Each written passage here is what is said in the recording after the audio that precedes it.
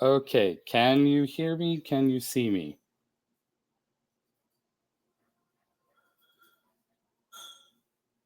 Can you guys hear me? Can you see me?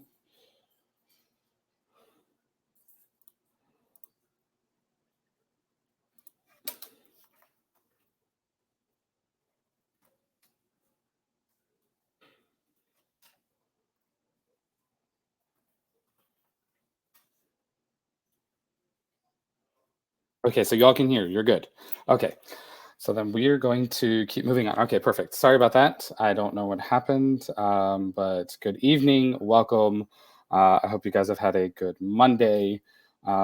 So let us get off and running. Let me share my screen with you.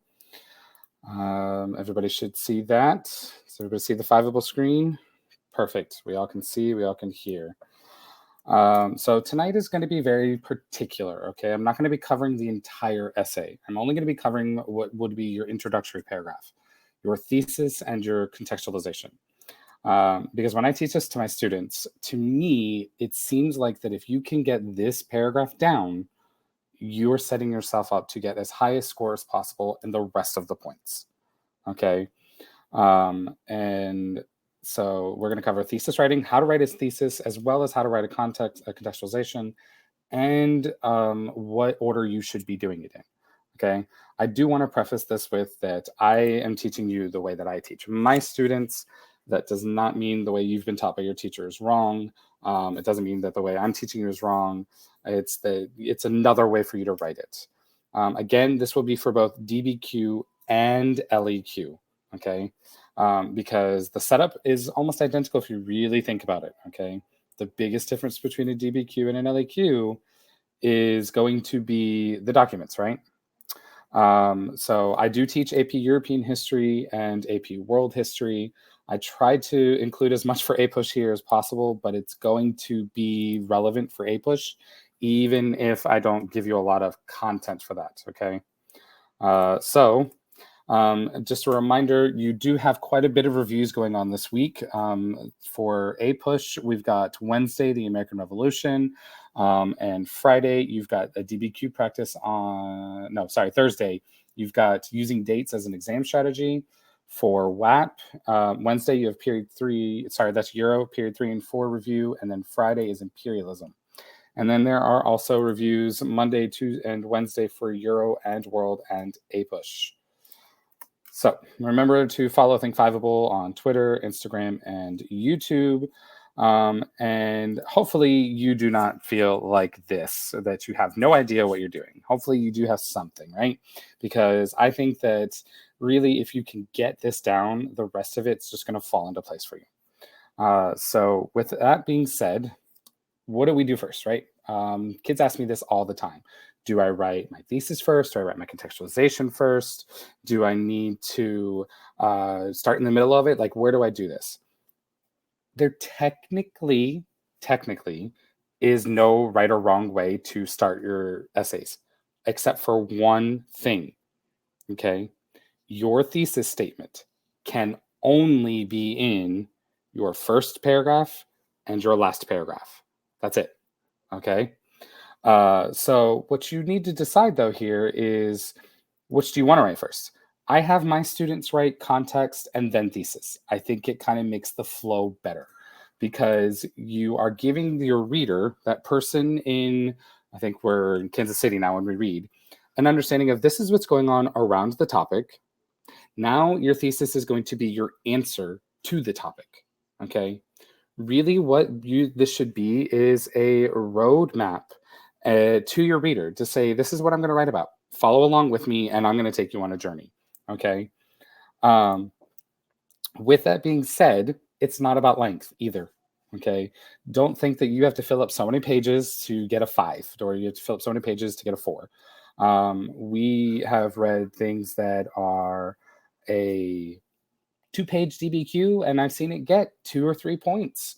I've read a 10-page LEQ that got nothing, right? It really isn't about length. It's about answering the question and the content that you put in there, okay? So Contextualization is what I'm going to start with because that's what I have my kids do. All right. What contextualization is it's drawing connections between different events like World War One, World War Two, or different time periods. Like if you're doing world history, you know the classical time period and the post-classical time period. U.S. history, colonialization, and constitutional time period. What we want you to do is we want you to stop thinking of history as it being event A, it happens. So if event A is the Revolutionary War, once the revolution is over, it no longer affects anything down the road. That we don't want you to think like that anymore. We want you to see that the revolution has a lasting impact on events down the road, 10, 20, sometimes even 50 years down the road. The purpose of this is to basically get you to kind of think like I say, should I put here the Star Wars? Think like that, okay? Because a lot of people don't know, a little digression, that episode 4 was not what he wanted to start with. He wanted to start with episode 1 that almost everybody hates, but the technology wasn't good enough. So, how does he get us all caught up on what happened in episodes 1 through 3? He has that rolling screen that tells us, okay, here's what happened prior to Star Wars Episode 4 taking place. That's what your contextualization is. It's telling your reader, here's what happened before the event that the DBQ or the LAQ asked me to write about. Let me make sure you understand why I'm going to write what I'm going to write about. Okay. So this is what I give my students. Okay. I have them write this chart on their paper. And what I do is I let them kind of look at it from this kind of point of view. You can pick one of two ways to do contextualization. Okay. If you go along the x-axis, you're going along time-wise. So let's say our topic is going to be Civil War. Okay. So you can tell me in your contextualization what happened about 50 years beforehand or 50 years afterwards. Or if you're really ambitious and you want to, you can tell us both, before and after. Okay. The other thing that you can do, and this is more for Euro world history, I'm not so much sure about a push, so ask your teachers. You stay in the time period that the topic is in, and you go on a global scale or a regional scale. So if we're going to do a topic on, let's say, the French Revolution, we could do a global scale and talk about the American Revolution, the Haitian Revolution, all the Latin American revolutions. And that kind of gives your reader an understanding that you, A, know what's going on in history. B, that you can tie these events together to see why one affected the other. And most importantly, it helps you keep in your mind where you want to go with your essay. Okay, so I did write out one as an example here. I wrote it out and I took a picture of it. So hopefully you can see this. Okay, I took this from, I think it was in a released AP Euro exam on the student website from College Board. And the topic for the DBQ that year was evaluate the extent to which the experience of war altered the lives of European women during the First World War and its immediate aftermath. So there's a couple of things that we need to know right off the bat here. One, what's the historical thinking skill? There are some key words about what the historical thinking skill are, okay? Altered is a really good word to know about if it's CCOT, change in continuity. Similarities, differences, those are pretty easy to understand. What are the after effects? What led up to? That could be cause and effect. But also, what is the topic here? A lot of students could get lost a little bit because this is kind of wordy. Okay, I would say this is a wordy prompt in my opinion, but I don't work for College Board, so what do I know? A lot of kids I would think would get lost in where they just see European women during First World War. They might miss how they want you to say altered the lives of, which is a very big key thing here. You have to tell us how their lives changed. Okay, you can tell us how it stayed the same, and you should, but you have to tell us how their lives changed. All right. Now, I do have one caveat to the 50-year time period thing. This is really dependent upon how the topic is worded. In this case, the First World War and its immediate aftermath, that's really from 1914 to about 1939, in my opinion.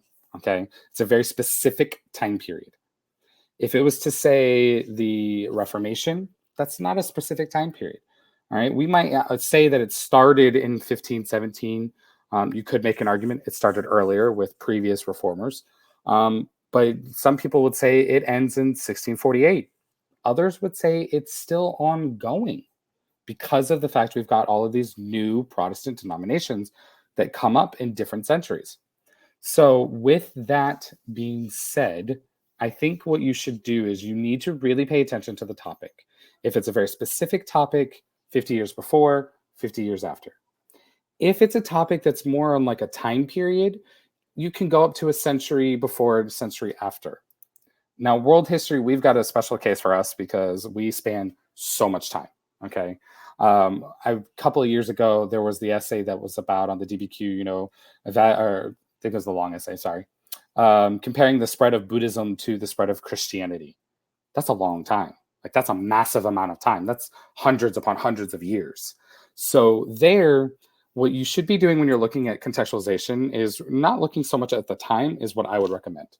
You are going to want to follow along the y-axis, which is you're going to look at what's going on in just different parts of the world at the same time as these religions spreading, and kind of give a context that way, because then what you can do is you can take that and say, well, these events are happening, so this is how it affected the spread. Okay. So you see here on my chart that I made, I tried to throw in US history again, guys. I'm not going to lie, I just don't remember enough of it. So there might be some things here that are a little wonky. I apologize. Euro and world are my strengths. So in the center is the topic that I gave you guys, World War One. Okay. On the x-axis, what I did is I wrote events that you could talk about in your contextualization. Going back about 50 years, the start of the Second Industrial Revolution, imperialism, Franco-Prussian War, Italian unification. Going forward, I went as far as the Great Depression.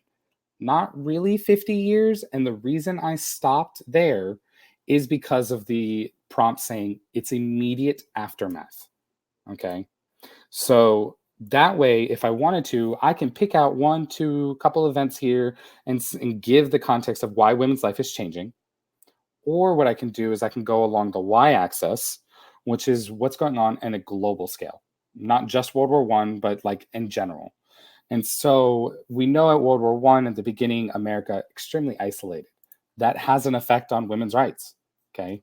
America was also expansionist in Latin America. You have the opening of the Panama Canal. Work is changing. Henry Ford introduced the 8-hour workday and a $5 minimum wage, which is amazing considering we're only at 725 100 years later. But I digress. Other world events, things like Pope Benedict XV is named Pope. You have the Spanish flu, first seen in Kansas. While that is during the World War One timeframe, the reason why I included it here as a world event and not part of World War One, because of the amount of death that happens due to that and its effects on societies in like the Oceania region and in Asia. And then like you've got some more Eurocentric events. We got Sinn Féin wins a landslide election in Ireland. Elections are a really good way to look at women's participation in life, civic life, political or economic life, home life, things like that. So here's some examples of contextualization that I wrote based off the prompt. All right. On your left, these are contextualizations that not necessarily are wrong, but they're just really weak. Okay. So the lives of women were altered by the events of World War One and beyond. That's what I like to tell my students is the so what? Why did you write this? Like, we knew that. Why was it so important to you to put this on paper?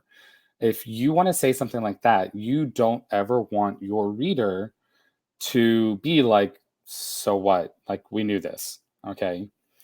You always want your reader to go, okay, these kids know. All right, they're good.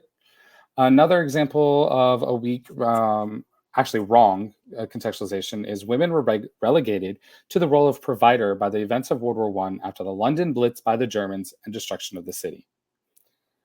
Guys, you've got to make sure that you stay within the correct time period. Okay. You can't just talk about what you think is there. You've got to make sure you read that topic very, very closely. All right. It's specifically said World War One and its immediate aftermath. The London Blitz, that's in World War Two. We would not count that. Even if we wanted to, we couldn't count that. Okay. On the right hand side is what I would say is a strong context. Okay. And so prior to the start of World War One, women had been chiefly relegated to domesticity, while the responsibility for providing was placed on the shoulders of men. With the advent of the war, women found themselves in a new position along the factory line, working with heavy machinery that began in the Second Industrial Revolution. As the war came to a close, women increased in earnest the agitation for equal rights, fueled by the war's destructive nature and a desire to not be relegated back to the home. You don't have to write a context that's that long. Okay. It doesn't even have to be that wordy. But what you want to do is you want to make sure that you are drawing those connections again between the events and making sure that everyone is understanding that you can see that event A is event B to event C to event D. Okay. And so thesis statements from there, because I would do your thesis after your contextualization. The thesis statement has an actual purpose. Okay. It's not just, can we see if you can write a thesis statement? All right. A lot of my kids will be like, I think you just make us do this because you want us to see if we can do it. It's not. All right. Your thesis statement, it has a purpose, which is to help your reader know what you are going to write about. Okay. Think about when you've read a book and you're reading a book and you're reading the first couple of pages and you're trying to figure out what the story is about. Okay. And the authors never told you yet because they just dropped you off in the middle. When you don't have a thesis in your paper, that's kind of what it's like for us. We get dropped in the middle of your paper and we're having to figure out, what are you talking about? Why are you talking about this? Okay. Most importantly is it's going to help you with a logical flow of your DBQ or LEQ. Okay. Rather than do what I call the spaghetti method, just throw everything at the wall, right? You want to make sure you're putting pen to paper with what's really going to matter and help you get a point. Okay. Again, I cannot stress enough here. Your thesis can only be in the introductory paragraph and the conclusion paragraph. Anywhere else, we cannot give you that point. And please, please, please make this easy for your reader. Write paragraphs. Okay. Don't just do one big old block essay. Separate in paragraphs. Okay. And then also important, your thesis has to be relevant to the prompt. Okay. If your prompt is about World War One or it's about the first industrial revolution and you're writing about the space age, that's not relevant. Okay. That doesn't mean you won't be able to get other points, but it's going to be harder. Okay. So for me, this is what we're looking at with a good thesis. Okay. It answers, it does not restate the prompt. Okay. It is going to make sure that the person is able to follow along and know what you're going to be talking about. It provides a roadmap to your reader, letting them know that your paragraphs are going to be about these topics. And it also provides you with mini theses for your body paragraphs. Okay. You can lift one of those topics from your thesis and move it into a topic sentence for a body paragraph. And lo and behold, you now have what you're going to be writing about rather than trying to figure it out as you go along. Okay. So on the left-hand side here, you've got what I would call a simple thesis. Okay. A simple thesis, it repeats the prompt. It really doesn't provide me as a reader an understanding of where you are going with your essay. It's really only saying, okay, you can read the prompt. Okay. It also makes it harder for you, okay, for you to do that complex analysis. Right? I'm sure most of you have heard about the unicorn point. right? Complexity. It's a unicorn point for a reason, okay? Because it's hard to do. Well, if you use a simple thesis, that makes it even harder, right? Oftentimes, when we see simple thesis statements, they're also very repetitious. When you write a thesis statement in your introductory paragraph, you should write your thesis statement again in your concluding paragraph. Now, what I tell my students is that you're not going to repeat the same thesis. What you're going to do is you're going to reword your thesis. Okay, very important that you pay attention to that. Do not repeat your thesis. And the reason I tell my students this is because let's say you write your thesis in your introductory paragraph and you think it's awesome. It might be, but if your reader doesn't get what you're saying, they're not going to give you a point. We can go to your concluding paragraph. And if your thesis is there in a way that we can give you a point, you just got your point. But if you just rewrote the exact same thesis you put in your introductory paragraph, we can't give you that point. So again, you don't want to rewrite, you want to reword your thesis. So you have it in your introductory paragraph and your concluding paragraph. So I got an example here, right? Women experienced a lot of bad things during the time of World War I and afterwards. Again, this is the so what? Like, why did you put that on paper? Yes, they experienced bad things. Okay, but what does bad things mean? All right, your definition of bad and my definition of bad might not be the same thing. So with this thesis, it really doesn't actually answer the prompt because bad is so subjective. It doesn't tell us how that experience changed. Okay. And when you say good or bad or great or awful or very non-committal terms like that, as a reader, what we're going to start going is, does this student really know what's going on? Do they actually understand what the prompt is asking? And really, I would say you want to shy away from as much as possible as using a simple thesis. Okay. That brings in what is known as the complex split thesis. This is where not only are you answering the prompt, but you are not repeating the prompt. Okay. What you're doing is that you are saying, I've read it. I understand what you're asking. Now, here's what the answer is. I'm going to show you the answer by talking about these things. A complex split thesis, also, one thing that I tell my students is a good idea is to remember what's known as the rule of three. Okay, the rule of three is you're going to talk about these three topics in your body paragraphs. Okay, but most importantly, a complex split thesis sets you up to get that unicorn point, complexity. All right, so let's look at the example that I have here. Although women remained mainly confined to the home, women experienced greater access to working opportunities, political access through the suffrage movement, and increased educational opportunities. So the answer that I gave the reader here, I'm showing not just the change, okay, I also gave them a continuity, all right? And I can expand upon that continuity as we go along. Secondly, I've got three topics I'm going to write about. My first topic is going to be economics because it's talking about working. My second topic is going to be politics. So I'm talking about the suffrage movement. And my third topic, it's education. So body paragraph 1, body paragraph 2, and body paragraph 3. You can use that as a really good roadmap for your reader and for you, okay? It is for readers' convenience. I fully will say that's true, but this is also more of what a college professor is going to be looking for as well. Okay, when you write for college, your college professor doesn't want to have to wade through all of the flowery speech that you put in there to meet a word count.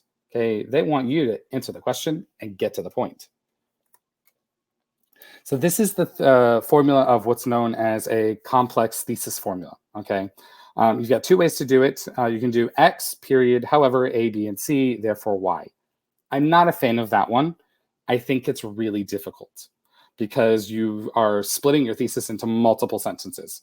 Okay, so what I tell my students is to do the other one. Although X, Y, because of A, B, C. So although women were still relatively confined to the home, they did get more access to, working experience, political access and suffrage, and etc. That type of thesis statement is going to set you up again for that complexity. All right. Because if you use this thesis, you're going to pull out those mini theses and continue to write about them. So here on the left here, this is where I would say this is what you need to do about putting it together. Again, this is my way of telling my students how to write this. It's not saying your teacher was wrong. It's not saying that I am right or they're right. It's just another way for you to look at it. Okay. So I always tell my students that this goes in your introductory paragraph. You do contextualization first, and contextualization 3 to 4 sentences. And then you do your thesis 2 to 3 sentences. The one thing that I'm really harsh on my students about is that writing a paragraph is not 3 sentences or 4 sentences. You are supposed to be writing college level writing here. Okay. And so you should be writing an actual paragraph, 5 to 7 sentences. We're not going to grade you on that at the reading, but what we are going to do is we're going to be looking for that complexity issue. And the shorter it is, the harder that is to find, okay? If you do your contextualization and your thesis in the introductory paragraph like this, you are setting yourself up for 2 points automatically. That's a third of your grade for both DBQ and LEQ. Okay. I'm going to go back to the XYZ ABC thing again. So hold on, because I'm going to show you it in just a second, all put together. All right. On the right hand side, why do I tell you guys to put it this way? Well, one, again, I'm going to repeat it for another time. Do not leave your reader going, so what? All right. You don't want your reader going, give me more. You got to go further. Okay, you don't want us to go, wait, what does he mean? What does she mean? What are they trying to tell me? You want it to be as clear and concise as possible. Okay. Second, when you set it up this way, you're helping yourself and your brain organize before you write that entire essay. Okay, so many times with my own students do I see them, and you have that 15-minute reading time for the DBQ, and I tell my kids to take 5 minutes for the LEQ. They don't, and they just start writing, and they're writing, and they're writing, and they're writing, and they're writing. And when I go and I read it, I'm like, I don't get it. There's no flow, there's no connections. It's like what I call the spaghetti argument. You don't take spaghetti and throw it at a wall to see what sticks. Because if you know a lot about World War One, but it's not relevant to the topic, why are you telling me? What are you hoping to gain out of that? Okay. And most importantly, again, with the whole write in paragraphs, not as a whole chunk, don't make your reader hunt. Make it easy for them to know, okay, this is my context because I know what's going on. I'm connecting these time periods and these events. This is my thesis because I'm going to tell you about A, B, and C. All right. If you make it easier on us, it's easier for us to understand what you're trying to say. Okay. And that's really what I'm trying to get across here is the easier you make it, the easier it is for us to understand what you want and to give you the points that you deserve. Okay. We don't do what's known as subtractive grading, right? Where we look for what you do wrong. We do additive grading, where we're looking to see what you did right. And by doing that, if it's all in this nice, neat, I don't want to say package, right? It's easier for us to do that. But when you do that spaghetti, everything at the wall, we've got to wade through all that spaghetti to find those things that are correct. Okay. So this is the whole thing all put together. All right. On your left-hand side, I've got that question again. All right. To evaluate the extent to which the experience of war altered the lives of European women during the First World War and its immediate aftermath. Okay. When we combine this contextualization and thesis into this strong paragraph, you're giving me as a reader this perfect understanding of where you're going, what you're going to be talking about. I do not need to second guess anything. And again, you're giving yourself mini thesis for each of your body paragraphs. Okay, so look at it here on the right. This is the whole thing put together. Prior to the start of World War One, women had been chiefly relegated to domesticity, while the responsibility for providing was placed on the shoulders of men. With the advent of the war, women found themselves in a new position along the factory line, working with heavy machinery that began in the Second Industrial Revolution. As the war came to a close, women increased in earnest the agitation for equal rights, fueled by the war's destructive nature and a desire to not be relegated back to the home. So that's my contextualization. I've connected previous history to the events of World War I and where they're going. Although women remained mainly confined to the home, women experienced greater access to working opportunities, political access through suffrage movement, and increased educational opportunities. So my thesis, I have my although X, my X in this case, or the counter argument, is that women still basically stayed at home. All right. My Y in this case is that there is change. All right. And here's the change. The change is greater working or greater economic opportunities, greater political opportunities, and greater education opportunities. And that's my A, B, and C. Okay. So by following it this way, this is what you can do with your Y. All right. That counter argument. This is where it gets to be very, I guess we're a lot of teachers, we have a lot of different ideas on how to do this. No one really is right. No one's really wrong. I personally have one that I like, which is doing it at the end. I have seen it where it's done other ways. The main other way that I've seen it is where you actually use your counter argument, your why, in each of your body paragraphs. So if your first body paragraph is about economics, okay, you're going to talk and tell me about that A, all the things that changed for women in economics. But then you're going to tell me, yeah, these things changed, but look at all the things in economics that stayed the same. Okay. You're going to tell me, that if a woman gets a job, she still had to have her husband on a bank account. If a woman gets, a secretarial job, the minute she got married, she had to leave. Okay. That's one way to do your counter argument. Okay. In the same paragraph as your A, and then your B, and then your C. Your other way of doing your why or your counter argument is to do it in your second to last paragraph. Okay, body paragraph 1, body paragraph 2, and body paragraph 3. You've told me all the things that changed. In body paragraph 4, now you're going to tell me this all happened, but look at everything that didn't happen that way. And by doing that, either way, body paragraph 4 or throughout the 3 body paragraphs, you are helping to set yourself up for the unicorn point and the historical thinking skill. Okay. So that's what I want to cover with you guys. I see there's a lot of talk here on the right, and then there's a lot of questions. So I'm going to get to those questions. Please keep asking them if you have them. I will try to answer as many of them as possible. The key thing here to remember, again, guys, is there's no right or wrong way. We just all have different ways. We tend to use the same words.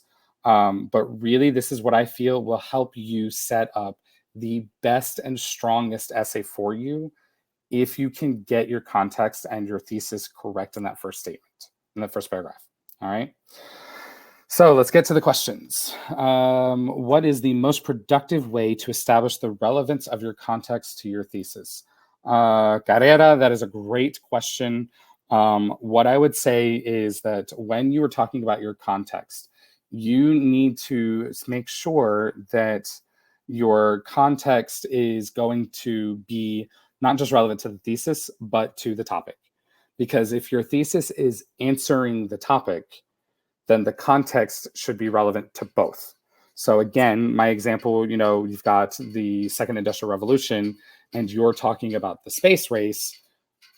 The relevancy there, you could make it a stretch, but I would not say that it would be a good one, because why? All right, what is the point of saying that the space race is context for the Second Industrial Revolution? Okay. I hope that answers that question. Let me know if it did or it didn't. I can go more in depth if you want. So for the DBQ, how do we figure out how to use the docs to support the argument without hyperventilating about the time? Well, Lily, first, you've got time. All right. You do, I promise. Take a breath. It'll be okay. We're not really covering that tonight, but what I will give you the answer is that when you are using the documents and you're doing HIPPO, right? It's not about HIPP. Pick one and use that. You're going to do that for all 7 documents. Okay. You don't need to do HIPP for all 7 documents. Okay. So I hope that helps. Gabby here's got some great advice. It would be that after reading each document, write the main point. Good idea. Then when you're setting up your paragraphs, you can see the main arguments of each document. This allows you to put everything together faster without freaking out. Gabby, that is a great answer. I really like it. I see a lot of chatter here about the length. Guys, there is no set length. If you look at the rubrics for the DBQ and the LEQ, neither of them talk about length. So you can do 3 paragraphs, you can do 4 paragraphs. I've seen a DBQ that was like 15 paragraphs. Okay. It's about answering the question, and it's about making sure that you hit the points that are required on the rubric. Okay. If you can do that in 3 paragraphs, that's great. If you can do it in 4 paragraphs, that's great. It's not about length. Okay. So just keep that in the back of your mind. It is about making sure that you answer the question and the rubric that it is given to you. Okay. So what are the most common mistakes students make that causes them to miss the point for context and the point for thesis? Mr. Garcia, that is a really good question. So I would say from my experience, okay, that when I see context, I see kids trying to what I call double dip. Okay, so you know how in DBQ you have contextualization with documents. Your contextualization with a document can't be the same as a contextualization for the whole essay. I would say that's what I've seen as the most reason they miss context. For thesis, they just don't answer the question. Or even worse, they don't even write a thesis. Kids, they should always attempt a thesis in the introductory paragraph and in a concluding paragraph. Because it's better to attempt it and not get it than to not even attempt it, right? You only miss the shots you never take, right? A general rule, yes, is 4 to 5 paragraphs, guys. But again, try not to think of it that way. Think of it as, have I answered the question? Have I shown all of the points that I need to show? Okay. What are some of the most important things to study in the next week, Emily? That's a really good question. I don't know which course you're looking for AP Euro. I would say French Revolution is a huge one, as well as probably looking at the political developments and religious developments of Europe. And then, I mean, there's so many things in world history. You've got 10,000 years of history. I don't even know where to begin. Really, what I would recommend for you, Lily, is don't try to study everything. Okay, go back to what you know you didn't understand. Right, look at your previous tests. Maybe go look at a mock exam, and pick out those key things that you really didn't do well on, and study those. If you have time afterwards, continue going over and over other things. There's some other teachers in here. I know we've got Miss McFadden. Europe after World War II is a really great answer. Europe between the wars also a good answer for what else to study. So hopefully that helps. Do the exact years or time spans and geographic area need to be in the thesis to get the thesis points, Lucia? I think you're confusing thesis with context here. I'm not sure. If I'm understand you correctly, if you mean like if it's talking about World War I, do I need to say women in World War I and afterwards? Not necessarily, no.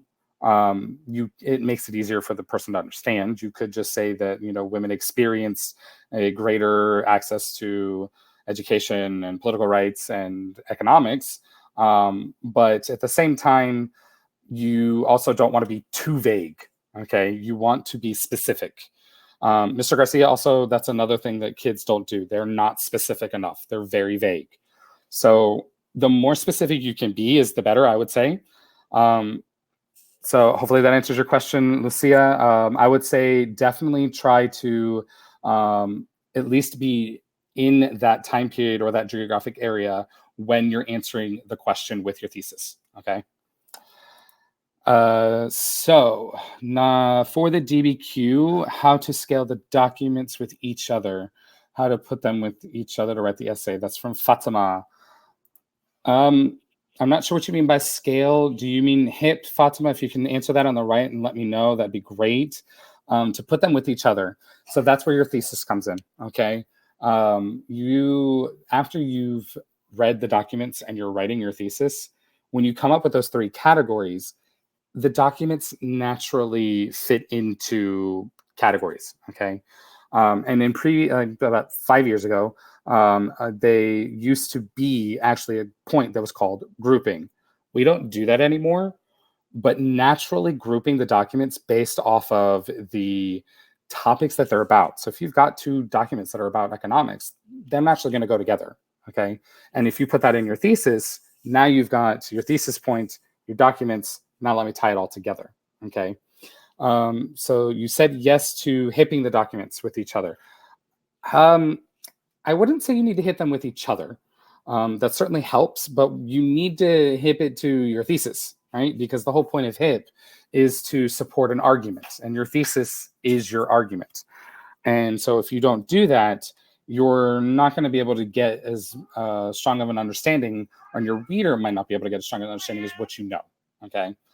Uh, and then Ashley here, she wrote, after reading the documents, go back and look at the prompt and then decide how you want to group the documents with each other. Great advice, right? For example, if the prompt is to analyze response to Buddhism in China, go through and separate the documents based on supported in China and which one against in China. That's a great answer, right? So again, your thesis statement can help you with knowing which documents are going to go together, and then going back after reading the topic and putting them together will help as well. So I hope that helps, Fatima. Let me know. And guys, if you're typing questions on the right, I'm trying to follow along as well as answer in this question box. So if you can put them in the question box, that will help a lot. Okay. So next one, what is the best way to learn key concepts? They say it's not memorization, but what is it then? How do you actually understand them? That's a great question. And I struggle with this with my kids too. I wouldn't say that it's not about memorization. Okay, you do need to memorize and understand, when something happened or why something happened. But what I try to get my kids to see is that if I have like an AP Euro, for example, we have something called Kevin Bacon dates. Okay, I can take 1555 and tie that to Napoleon in 1815. If I can do that, that means I understand multiple key concepts along the way, because I'm being able to tie them politically, economically, socially, right? I'm being able to understand how states develop, how organizations develop, things like that. So what I would suggest for you is, if you are in AP Euro, definitely look up the Kevin Bacon dates. That will help you. And see if you can make those connections between the Kevin Bacon dates. All right. If you're in AP World, you're going to want to look at those key concepts and then look at topics that we cover. So like states and identity, if I remember correctly. You want to look at, okay, well, how is that being used in Rome, in China, in classical India, in medieval Europe, in African kingdoms, in the gunpowder empires? Okay. That will help you make those connections. All right. Let me know if that helps you, T. I hope it does. Emily, how many sentences does the contextualization intro need to be? Good question. I agree with Lily here. About 4 is correct. You really shouldn't be going beyond that. I mean, you can. That's up to you. But I think 4 is a good number. You can do 3. So I would recommend that 3 to 4. All right. Avni, you asked about Kevin Bacon dates. That is specifically for AP Euro. If you're in AP World or A Push, I have not heard of Kevin Bacon dates for those 2 classes. It's the important dates of AP Euro that they really do need to remember. And they should be able to make connections between all of those dates. And for everybody, if you don't know who Kevin Bacon is, he's an actor in Hollywood that every single person in Hollywood is related to in some form. It's called the Kevin Bacon number. Google it. It's funny. All right. So, Jared, for the DBQ, would you recommend directly quoting or inciting the documents? I never, ever, ever recommend quoting for the documents. No. Okay. And here's why. Because when I'm with my own students, all right, in my classroom, when a kid quotes from a document, that does not tell me if they understand the document. That tells me then how to copy. Okay. Paraphrasing the document and explaining what the document means shows me you understand it. Okay. I would say that you definitely should do that. Don't quote from the documents. Your teacher might have told you to do so, and if that works for you, that's fine. Don't change it because I said to change it. I'm just telling you that I would think you really want to be able to make your reader go, hey, this kid understands this document, and I never read him quoting from it once. All right. So I hope that helps, Jared. Let me know in the comments. Sarah, the LEQ and DBQ require you to demonstrate a complex understanding. How do you do that? Sarah, that's the unicorn. I wish I could give you a really great answer for that, a really easy answer for that. I can't. I mean, last year when I was at the read, I thought I understood it, and then I was there and I was reading, and I'm like, wait, this isn't what I thought it was. So I would say complex understanding from the way I understand it, all right, is you not only can tell me the historical thinking skill, but you're also telling me the relevancy of why it's important that we know this. Okay, you're making those connections between the topics. Okay, why we need to know what women's lives were like after World War One, or what the spread of Buddhism in China was like, or was Andrew Jackson really such a horrible president, something like that. Because otherwise, what you're doing is you're just answering a question which is a basic yes or no. Okay, again, that is the unicorn point. I really don't think that's going to give you as much as you probably wanted. I wish I could help you more. Remember, this is only like the second year of the complex understanding point. We're still learning what that is. So my recommendation is for whatever AP history course you're in, go to the released student samples and look at the ones that got the complex understanding and why. Okay, that should help you more. I wish I could give you more than that and give you that magic bullet. Alas, I don't have it. Okay. Isabella, where do you need to source in order to get the sourcing point? When you mean where do you need to source, are you talking about where in the essay, or like in reference to a specific spot? I'm going to answer with what I think you mean. Okay. And you should source your document right after you use the document. So it is let's say document 1 was a picture of the picket line of women for women's rights in the 1910s. You say Emily Pankhurst was at the front lines of the women's suffrage movement for equality in England, and then in parentheses, document 1. Okay, that's how I tell my students to source. Another way you can source is the more simple way. In document 1, you can see, or Emily Pankhurst is picketing the, King of England for women's suffrage. Okay. Where in the essay? Well, I mean, if you're using, let's say, 2 documents in your first paragraph, you're going to source it right after you use the documents. If you're using 3 documents in your second paragraph and 1 in your fourth, you source it right after you use the document. So it's not a specific spot in the essay, it's just where you put it in the essay. If you're looking more for like an outline, I would say you have your mini thesis as your topic sentence. You have your document paraphrase as your proof of that thesis.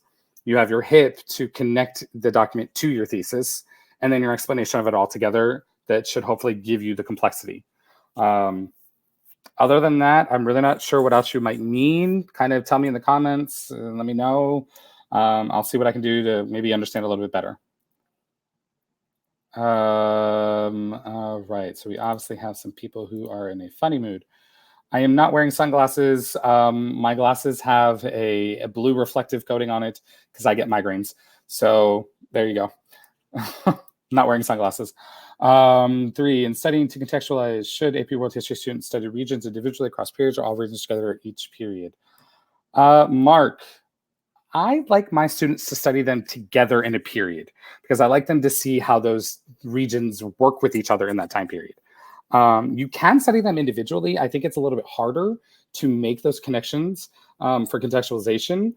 But again, that's going to be dependent upon the topic, I would say. But me personally, I tell my students, study the regions all together in a time period. It's also how I teach the course. So if that works for you, that's great. If it doesn't, study them individually across the time periods and see if that works for you.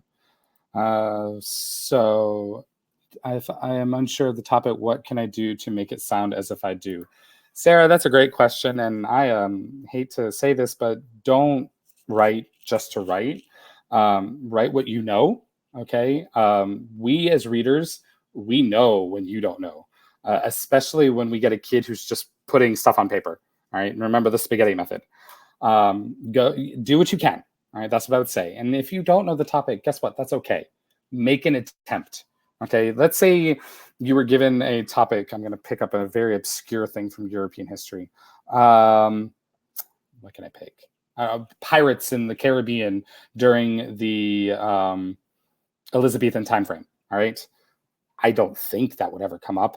Watch me be wrong this year, but still, you might not know anything about pirates, but you know a little bit about the Elizabethan era, right?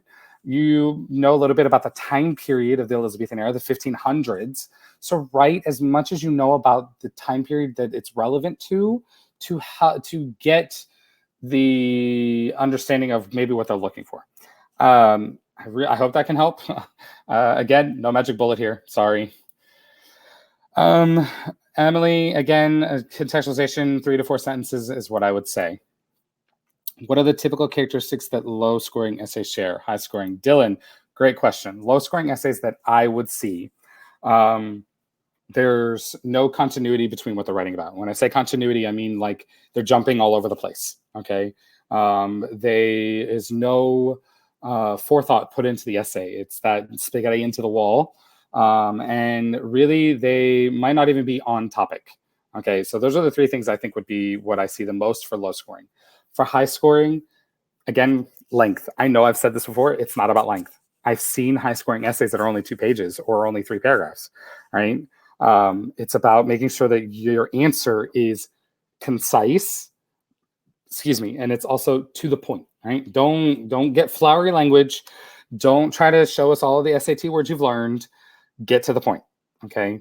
That's the big thing I'd see in a high-scoring essay. Also, with a high-scoring essay, they show that nuance of the topic. Okay, when we talk about women post-World War I, you can just do the big things of suffrage and of economics and education, but you could go into the nuances there of how they really played on each other, of why women going into the factories and working all that time led to them demanding equal access to education in universities to have those jobs that men were coming back and trying to take from them, which led them to then argue that we did these work while you were away. We deserve the right to vote. Like the nuance between the topics, not just boom, boom, boom. All right. I hope that really helps. Dylan, let me know. How do we not run out of time? 100 minutes for 13 essay points doesn't seem like much, especially since you have to read 7 documents. Parker, that's a very good question. So here's what I said, I think, on Saturday when somebody asked a similar question. These are rough drafts. All right, we know they're rough drafts. Okay, you are not turning in a final draft. You're not turning in a paper to a professor that's going to be make or break you. Okay, we really think that what we're looking for is, can you give us the basic flesh of what you would have as a paper if you went further and had more time? Okay, that's why we don't grade you on grammar or syntax or spelling or anything like that, unless it detracts from the essay and we can't understand it. All right. So I would say the biggest thing for you to do is, one, don't look at the clock so many times. Okay. You really should practice, if you're that worried about the 7 documents, practice hipping the documents over and over again. All right. I would recommend you got Fiveable. There's Albert.io. And then I'm trying to think of some other ones that might be helpful. Let me think about some more. I'm sure if you Google DBQ world history practice, you'll get DBQs that you can look up, and set a timer for yourself, 15 minutes, and practice hipping the documents. Okay. So hopefully that helps. I got faith that you can do this. All right. Don't stress. You've got this. All right. So Lauren, should we write the thesis before or after writing the essay? You should write the thesis after planning it, like Danielle says, yes, but you should write it while you're writing the essay. Like, I'm not sure what you mean by after writing the essay. Okay. I would say what you really need to do is you need to write your essay, and your thesis needs to be written as you write the essay. If you mean, should you like write your body paragraphs and then go back and write your essay? No, please don't. I've seen that before, and I rarely have I seen it where a student can do that and then it makes sense. You can usually tell when it's an afterthought. So I would recommend that you write your thesis as you're writing the essay. And definitely do what Danielle said, pre-write or plan or whatever's going to help you to get your thesis in there. But don't wait until the last minute or until you've written everything else to do your thesis statement. How many points are LEQs, DBQs on the exam? Zach. So somebody's answered that. DBQ 7. Yep. LEQ is 6. If you're meaning like how much do they count towards your grade, DBQ is 25%, LEQ is 15%. Beyond that, it really changes my understanding every year to year. But I can tell you from memory that last year's that was AP Psych, which doesn't matter. So scratch that. 6 and 7. Yep. Do you know it's not going to be on the AP Euro exam by chance? David, yeah, I do. You can pretty much, not a hard and fast rule, but I would say 2010 to present day is not going to be asked on the exam. Doesn't mean you can't use it in your essays, but I would be very shocked if it's on the exam.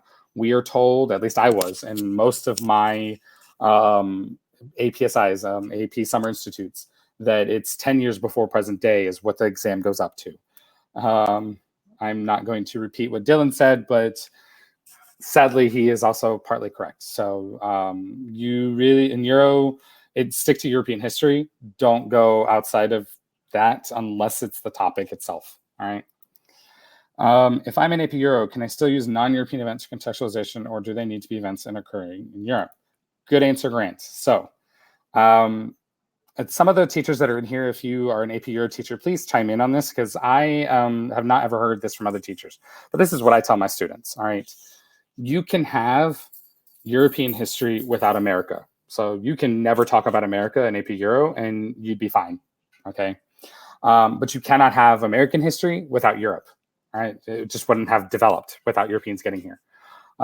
So I would say it depends on the topic, all right? I don't mean to say that like America as in like the continents, right? Again, I mean like the United States of America. So Europe, if you're an AP Euro, I usually tell my students, hey, stick to European events. You can maybe go into African and Asian events, again, if the topic allows, all right? And you always have the Ottoman Empire, right? They're that bridge between Europe and Asia to help you there, as well as North Africa, if you want to bring in Africa, because they tend to also get part of at least what I teach in the course. Again, other teachers here, what do you say about this? I'd love to know, because this is something I actually question myself every year. How do you organize your docs so you end up with 3 different groups to support your thesis? Sometimes you can't, Nicole, all right? If you can do the 3, that's great. I recommend it. If you can't, that's okay, all right? It's not that hard and fast rule. It's just a good idea. Now, the thing about groups is because there's only 7 documents, if you have a group of 1, you have a group of 1. That's fine. All right. It's making sure that you've analyzed it correctly, you've used it towards your thesis, and you're giving us the relevance of why you're talking about it. All right. Hope that helps, Nicole. Let me know in the comments so I can see. Grace, is it mandatory to write a conclusion? My teacher said what I had to do if we have time. It is not mandatory to write a conclusion, Grace. Your teacher is correct. My caveat to that is, again, the whole thesis issue. You can only get thesis in 2 spots, introduction and conclusion. So if you wrote it in your introduction and you never got to a conclusion and you didn't reword that thesis, what if your thesis in the first part wasn't correct? Or what if your reader didn't understand it? Okay. So that's really going to be a personal choice for you. It's something we practice in my classroom. We practice writing intro, conclusion, body paragraphs, all of it. So, that's going to be a personal choice for you. Okay. Could someone explain the XYZ ABC thing he was talking about? I missed that. Zoe, I will explain it quickly for you. Don't worry. I will go back to that slide for you. This is the XYZ ABC. It's a way to set up what's known as the complex split thesis. Although X, which is known as the counter argument, Y which is going to be your topic, because of A, B, and C, which are the three mini things you're going to talk about in your essay. All right. Hopefully that helps you out. I'm going to leave it on the screen for you so you can kind of write that down and keep moving on. Jared, would a counter argument be required in writing the essay? Is it something graders look for? Jared, the counter argument is not required, no, but it helps lead to the complexity point, I think. So I would say do it. It's not, again, it's not something we look for unless it's in the rubric for that year. I'm trying to remember back to last year, and I've slept a lot since then, so I can't. So this is a personal choice, right? How you want to write your thesis. This is just what I would say, in my opinion, and what I've seen, a really good way for you to get some complexity into the essay to get that unicorn point or get close to the unicorn point. Okay. Next, we've got for the DBQ, how do I effectively incorporate my hits into my paragraphs so that they show that they're relevant to my argument? Let's see what some of the answers are first. Sarah answered you, Ashley. You should first have a topic sentence that comes from your thesis, right? She said, according to this person thing, and then say the India. So that's a good way to do it. I don't have my students say, according to, and then the author, and then explain it. I just have my students, their main topic sentence is really what should be guiding that paragraph. Okay, so if their main topic sentence is the spread of Judaism in Roman Judea and Samaria, I'm totally trying to bring something up here, was hindered by the Hellenization of Jews, they could then theoretically, like, let's say it was a, genealogy of King Herod. Again, I'm totally pulling this out, guys. You say, if we look at the key, don't use first, second, or third person, right? They could say that the genealogy of King Herod shows that the Hellenization of Judea and Samaria hindered the development of a unique, separate Jewish identity. Okay, they didn't say they didn't say this person or this map or that, but it's still relevant to the topic sentence. So hopefully that helps. Ashley, let me know if it does or it doesn't. Guys, just so you know, I'm going to go for about another 5 minutes because we had a little bit of a hiccup in the beginning, and then I'm going to log off because you guys got to go to bed and I got to go to bed. All right. So I always struggle with the last paragraph of DBQs and LQs. What tips do you have for wrapping up your paper well? I'm in AP US history. Sorry, that's a great question. Reword. I don't agree with restating. Reword your essay, your thesis. And yes, sum up your, this is what I've talked about. Okay. You don't have to relate it to future time periods or where it could lead in the future. I don't think I've seen that in my time as a reader. Some other teachers have, maybe. Teachers, again, if you have, let me know in the comments. But definitely you want to reword your thesis and wrap it up and say, nice, neat little bow. Okay. So hopefully that helps you. Okay. It's only 8. I don't usually go to bed for another 4 hours. I go to bed in like 30 minutes. I'm old. Okay. So I'm going to pick one more thing to answer. So, I'm going to go with, I think so. Is there a good way to grade an essay by yourself? Yes. What I would say is don't grade your own essay because you probably are not on purpose going to miss your own mistakes, but it's just going to be that you overlook them on accident because you don't look for the things that a reader would look for. What I would recommend is go to the released student samples, which are on the College Board website, print those out, print out the rubrics, print out the explanation of the scores they got. Grade them based off the rubric and compare your score to what they actually got at the read. If they match, hey, you're doing good. If they don't match, why are they not matching? Okay. Where are you seeing that the reader wasn't, or what did the reader see that you didn't? Okay. So hope that helps, and good luck. Paige, I will answer yours as my final question. All right. So do you get the point if you contextualize the document wrong in the DBQ, but use it towards your argument still? I mean, you have 7 documents, so you don't have to contextualize all 7 or even one of them, actually.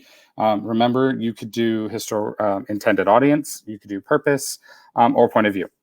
What I tell my students, though, is that there are 7 documents. All right, it sounds like a lot, but it promise you, you guys can do this. Okay, hit every single document and put that in your essay, because if you miss one, you have some cushion. But if you only do the required 4, there's no cushion anymore. And so if you get one wrong, you won't get that point. Okay. I hope that helps you, Paige. I also remember, don't double dip. If you put something in your contextualization at the beginning and you try to use that again as a contextualization for a document, cannot do that. Okay. So guys, I apologize for the hiccups at the beginning. I don't know what happened. And these slides are available to my knowledge. Tan gave a link out. If not, I will make sure to put a link out. So you guys have a great night. Thank you guys for joining. I know you guys have so many more questions, and I wish I could keep going, but I'm only here for an hour. So have a good night, guys. Good luck, and you guys can do this, okay?